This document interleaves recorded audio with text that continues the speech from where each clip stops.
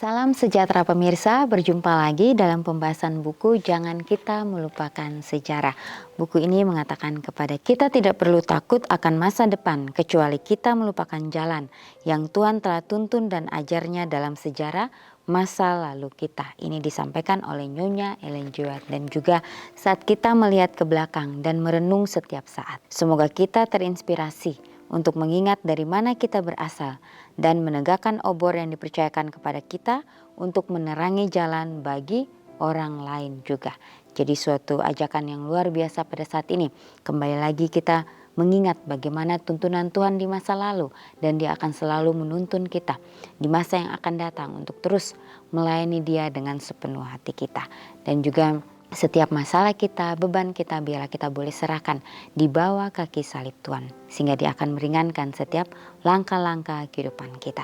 Pada saat ini kembali lagi saya mengundang akan seluruh anggota keluarga dan saudara-saudara semua. Kita dapat berkumpul bersama-sama, kita akan mempelajari nasihat firman Tuhan pada saat ini. Dan biarlah rencana-rencana indah Tuhan itu akan menjadi bagian masing-masing kita. Kita akan masuk ke dalam judulnya, Injil secara sekilas. Ayatnya terdapat di dalam Efesus 2 ayat 8 dan 9. Sebab karena kasih karunia kamu diselamatkan oleh iman, itu bukan hasil usahamu, tetapi pemberian Allah. Itu bukan hasil pekerjaanmu, jangan ada seorang pun yang memegahkan diri. Betes memang telah dapat meyakinkan sahabat kepada dua pendiri gereja Masih Advent hari ke-7 lainnya, tetapi mereka tidak menerima legismennya. James White misalnya, secara gamblang menjelaskan ketika dia menulis, haruslah dipahami dengan jelas bahwa tidak ada keselamatan dalam hukum Taurat. Artinya tidak ada nilai penebusan dalam hukum Taurat. Bagi White yang terpenting adalah memiliki iman yang hidup dan aktif kepada Yesus. Berbicara perihal pekabaran Miller pada tahun 1850, ia menyatakan bahwa pekabaran itu membawa kita ke kaki Yesus untuk mencari pengampunan atas semua dosa kita. Dan keselamatan yang cuma-cuma dan penuh melalui darah Kristus. Sementara White mengimbau orang-orang untuk menaati dan menghormati Tuhan dengan menaati perintah-perintahnya, ia juga menulis bahwa kita harus mencari pengampunan penuh dan cuma-cuma atas semua pelanggaran dan kesalahan kita melalui pendamaian oleh Yesus Kristus sekarang, sementara ia memohon dengan pengorbanannya di hadapan Bapa. Ellen sependapat dengan suaminya. Yang paling mencerahkan adalah pelajaran tentang orang muda kaya dalam Matius 19. Dalam pelayanannya yang panjang, hal itu sangat berbeda dengan yang disampaikan Betes, Smith, dan Butler. Ia tidak perlu mengutip Yesus dalam konteks itu yang mengatakan bahwa cara untuk memperoleh surga adalah dengan menuruti hukum. Sebaliknya, ia selalu menunjuk melampaui apa yang ia sebut sebagai pemahaman eksternal dan dangkal dari orang muda kaya tersebut dan juga Bates kepada kebutuhan yang lebih mendalam akan transformasi total yang hanya dapat terjadi melalui hubungan pribadi dengan Kristus. Baginya pelajaran dari Matius 19 ayat 16 dan 17 bukanlah bahwa seseorang dapat memperoleh keselamatan melalui hukum Taurat, tetapi bahwa orang muda yang kaya itu telah gagal total. Meskipun benar katanya bahwa ia menaati aspek-aspek luar dari 10 perintah Allah, namun ia tidak melihat bahwa hukum Taurat berakar pada kasih Allah. Baginya orang muda yang kaya itu tidak diselamatkan dengan menaati perintah-perintah Tuhan, tetapi ia telah hilang sepenuhnya. Jadi sahabat terkasih, salah satu pemahaman terpenting yang kita butuhkan untuk kehidupan sehari-hari adalah hubungan hukum dengan Injil yang menyelamatkan.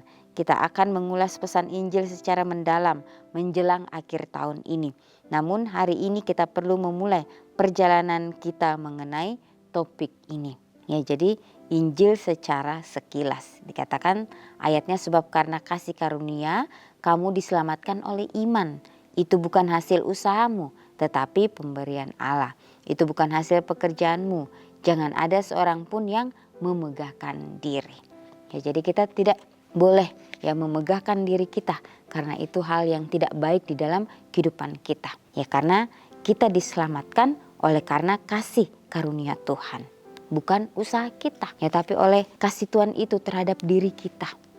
Ya, karena Yesus telah berkorban di atas kayu salib. Dia sudah menyerahkan kehidupannya untuk kita, manusia yang berdosa ini.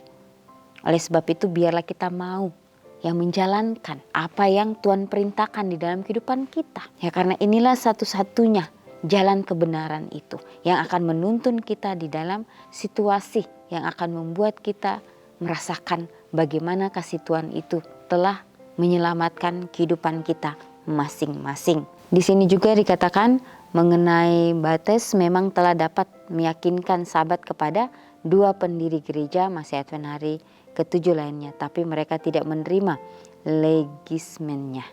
Ya, jadi James White misalnya secara gamblang menjelaskan ketika dia menuliskan, haruslah dipahami dengan jelas bahwa tidak ada keselamatan dalam hukum Taurat. Artinya tidak ada nilai penebusan dalam hukum Taurat. Ya, jadi bagi James White ini yang terpenting adalah memiliki iman yang hidup dan aktif kepada Yesus. Ya, jadi bagaimana kita harus mempunyai keseimbangan antara teori dan praktik sehingga kehidupan kita ini boleh berjalan sesuai dengan kehendak Tuhan. Ya, jadi di sini sementara James White mengimbau orang-orang untuk mentaati dan menghormati Tuhan dengan menaati perintah-perintahnya, ia juga menulis bahwa kita harus mencari pengampunan penuh dan cuma-cuma atas semua pelanggaran dan kesalahan kita melalui pendamaian oleh Yesus Kristus sekarang, sementara ia memohon dengan pengorbanannya di hadapan Bapa.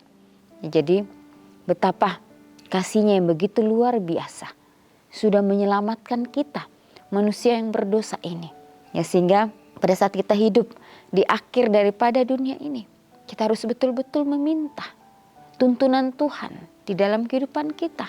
Ya, karena waktunya sudah sangat singkat. Baiklah kita dapat pergunakan itu dengan sebaik-baiknya. Ya, mungkin ada dosa-dosa di dalam kehidupan kita. Baiklah kita memohon ampun kepada Tuhan, supaya Tuhan dapat memakai kita sesuai dengan kehendaknya. Apapun yang kita lakukan, baiklah kita lakukan itu dengan sepenuh hati kita. Jangan pernah kita mengandalkan diri kita sendiri karena kita tidak sanggup. Biarlah kita mau terus mengandalkan akan Bapa kita yang ada di surga. Di sini juga dikatakan mengenai pelajaran yang paling mencerahkan adalah pelajaran tentang orang muda kaya di dalam Matius 19. Ya, jadi dalam pelayanannya yang panjang, hal itu sangat berbeda dengan yang disampaikan B.T. Smith dan Butler. Ia tidak pernah mengutip Yesus dalam konteks itu yang mengatakan bahwa cara untuk memperoleh surga adalah dengan menuruti hukum. Ya, sebaliknya ia selalu menunjuk melampaui apa yang ia sebut sebagai pemahaman eksternal dan dangkal dari orang muda kaya tersebut kepada kebutuhan yang lebih mendalam akan transformasi total yang hanya dapat terjadi melalui hubungan pribadi dengan Kristus. Ya, jadi orang muda ini, dia pikir dia sudah melakukan segalanya. Dia pikir dia sudah melakukan apa yang Tuhan kehendaki di dalam kehidupannya. Tetapi ada hal yang kurang di dalam kehidupannya. Dari semuanya itu Yesus meminta dia untuk pergi dan menjual hartanya, tetapi dia masih mempunyai keberatan hati. Kemudian dia pergi tanpa berkata-kata.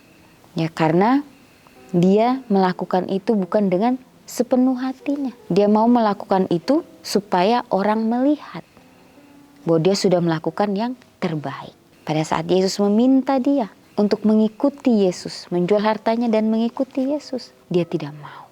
Inilah bagaimana pada saat kita mempelajari firman Tuhan. Biarlah kita betul-betul memahami sehingga kehidupan kita benar-benar dipakai oleh Tuhan. Ya, kita berpikir bahwa kita sudah melakukan yang terbaik, tetapi mata Tuhan mungkin masih ada hal yang kurang. Kita harus minta itu kepada Tuhan, dan pada saat kita minta dan Tuhan menjawab itu, baiklah kita mau melakukan itu. Ya, karena ada suatu hal yang luar biasa yang Tuhan akan berikan bagi masing-masing kita. Ya, betapa indahnya pengalaman rohani itu berjalan bersama-sama dengan Tuhan. Kita akan merasakan kedamaian yang belum pernah kita rasakan sebelumnya. Ya, jadi pelajaran dari Matius 19 ayat 16 dan 17 bukanlah bahwa seseorang dapat memperoleh keselamatan melalui hukum Taurat, tetapi bahwa orang muda yang kaya itu telah gagal total. Ya meskipun benar katanya bahwa ia menaati aspek-aspek luar dari 10 perintah Tuhan. Namun ia tidak melihat bahwa hukum Taurat berakar pada kasih Tuhan. Baginya orang muda yang kaya itu tidak diselamatkan dengan menaati perintah-perintah Tuhan. Tetapi ia telah hilang sepenuhnya. Ya, jadi jangan sampai kita pun sama seperti orang muda yang ada di Matius 19 ini. Kita merasa kita sudah melakukan yang terbaik untuk Tuhan. Tapi pada saat kita bertanya kepada Tuhan dan kita tidak mau ya mengikuti apa yang Tuhan perintahkan, maka kita akan gagal total sama seperti orang muda ini. Ya sahabat yang terkasih, salah satu pemahaman terpenting yang kita butuhkan untuk kehidupan sehari-hari adalah hubungan hukum dengan Injil yang menyelamat. Ya, jadi harus berjalan bersama-sama sehingga semuanya itu boleh seimbang di dalam kehidupan kita. Jangan berat sebelah.